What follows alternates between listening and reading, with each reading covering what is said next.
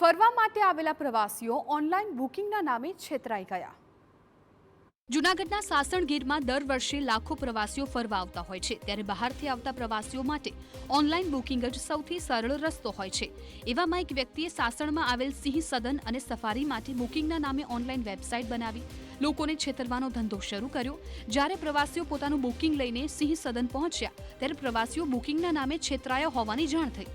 જ્યારે સાસણના આરએફઓને આ બાબતે જાણ થઈ, તેઓએ ફરિયાદી બન્યા અને પોલીસે તેમની તપાસના આધારે રાશિદ ખાન અયુબ ખાન નામના આરોપીની અટકાયત કરી।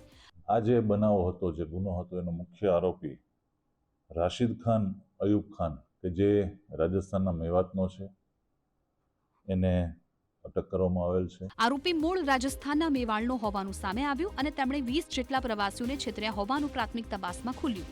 સિંહ સદન પહેલા તેણે જગન્નાથ મંદિર ટ્રસ્ટ તથા શ્રીરામ આશ્રમની બોગસ વેબસાઇટનો પણ ઉપયોગ કર્યો હોવાનું સામે આવ્યું। અત્યાર સુધીમાં 20 ફરિયાદ આના જે કંઈ નંબરને વાપરતો હતો એને પર 20 જેટલી ફરિયાદો અત્યારે પ્રાથમિક તબક્કે મળી આવેલ છે।